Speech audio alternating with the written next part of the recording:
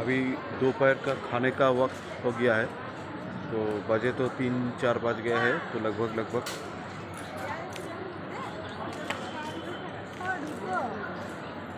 तो पास में ही एक होटल है, रेस्टोरेंट, होटल एम स्क्वायर में खाना खाते हैं।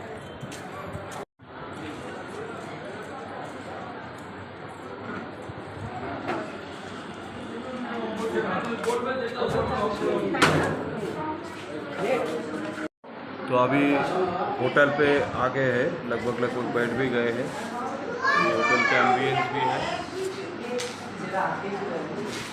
तो देखते हैं क्या खाने में मिलता है।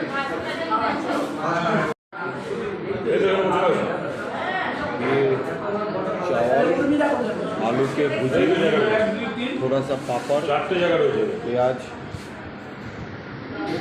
সবাই কি মাছ ভাত খাবে?